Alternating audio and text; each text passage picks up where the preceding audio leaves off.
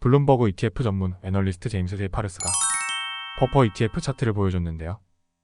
보여드리는 것 보시면 현재 투자자들의 위치는 바로 여기, 그리고 도달할 목적지는 바로 이 위치입니다.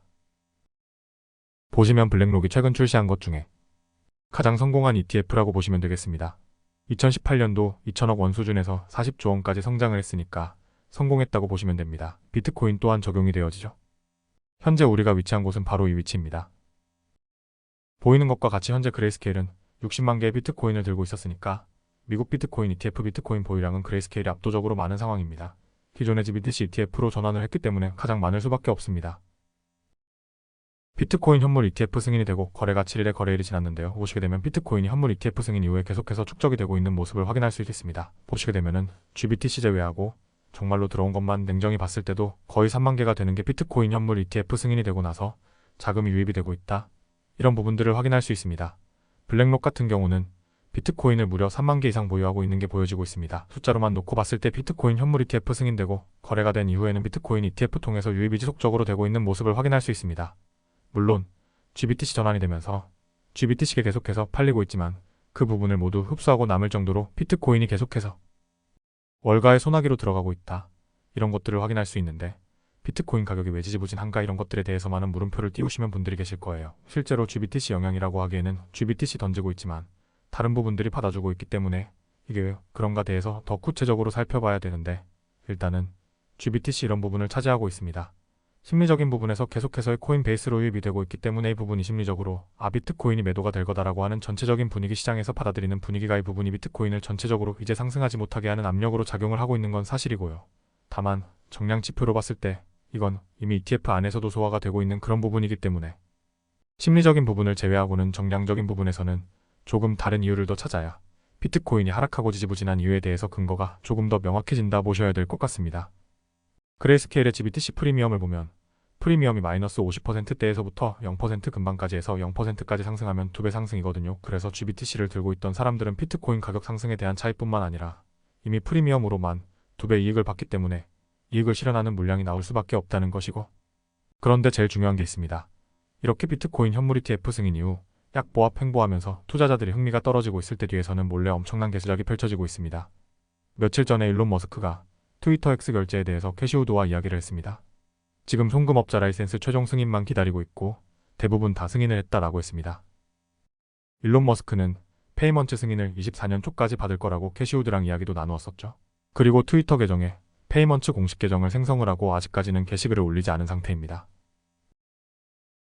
이 뜻은 전용 결제 계정을 출시한 이후에 플랫폼에서 결제 기능을 도입하려고 한다고 보면 되겠습니다. 제일 중요한 거는 비트코인이 지금 ETF 승인 이후에 왜 힘이 없나 못 가는지가 중요한 게 아니라 멀리 보았을 때 엄청나게 큰 커뮤니티에서까지 암호화폐 결제를 활성화한다고 보시면 되고, 아직 들어오지 않은 잠재적인 자금들이 있다라고 보시면 되겠습니다. 그리고 캐시우드는 중앙기관은 비트코인은 사기다, 범죄에 악용된다, 파산될 거다, 자금 세탁에 쓰인다, 이런 방해 공작에도 불구하고 비트코인 네트워크는 흔들리지 않는다, 승리하고 있다 라고 말하고 있습니다. 비트코인은 꿋꿋이 나아간다, 캐시우드가 말해줬습니다.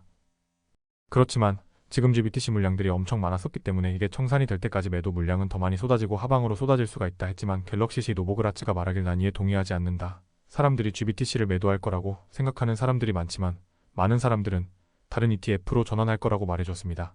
몇 개월 이후 1년 내에 비트코인 가격은 더욱 높아질 것이다. 이거는 변함이 없습니다. 지금 보여드리는 차트를 보시면 항상 비트코인의 ETF가 출시를 할 때마다 시장은 조정이 나왔었습니다. 이때도 ETF가 출시를 한 뒤로 시장이 하락을 했었습니다. 지금 비트코인이 지지부진하는 이유가 되겠죠?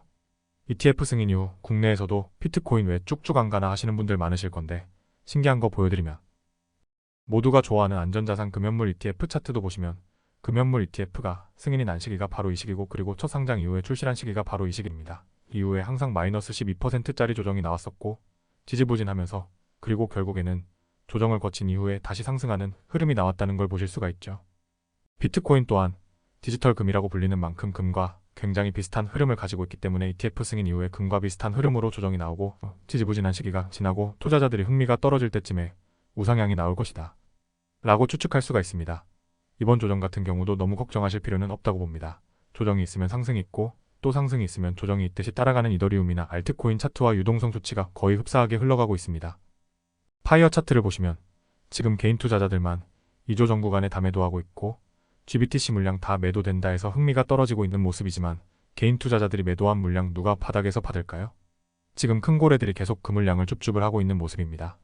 전체적인 하락장이면 고래들도 매도를 해야 되는데 개인들만 매도하고 고래들은 계속 모아가고 있습니다. 개인 물량의 출렁이는 이 조정에 속으시면 안 됩니다. 버텨왔던 내 비트코인 물량 던져버리면 결국엔 큰 고래들이 다 먹어버릴 겁니다. 지금 신규 진입하시는 분들은 조금 지켜보시고 예전부터 잘 모아 오시던 분들은 추가 조정 오면 물량 더 확보하시면서 쭈쭈 하시면 됩니다. 그리고 비트코인 ETF 됐으니 이더리움에도 관심이 쏠리고 있어요. 이더리움도 같이 준비를 하셔야 합니다. 이더리움의 현물 ETF 이번에 피델리티에서 제출한 이더리움 현물 ETF 최종 데드라인인 8월로 밀려났습니다. 비트코인 현물 ETF 때랑 똑같이 5월까지는 저는 이더리움 현물 ETF 또한 동시 승인이 일어날 가능성이 높다고 보고 있습니다. 마찬가지로 여기에 블랙록과 그레이스케일 아크 이렇게 보시면 비트코인 현물 ETF 신청했던 애들이 다 똑같이 신청을 했습니다. 이더 현물 ETF 승인 데드라인인 5월 달까지는 이더리움의 강세장이 오를 확률이 높습니다. 제가 직접 운영하는 세븐 텔레그램 채널에서도 코인 관련 정보나 뉴스 매매 기법 토대로 올려드리고 있으니 입장하셔서 정보 얻어가시면서 공부하시는 것도 추천드립니다. 영상이 도움이 되셨으면 구독과 좋아요 부탁드리겠습니다. 비트세븐이었습니다. 감사합니다.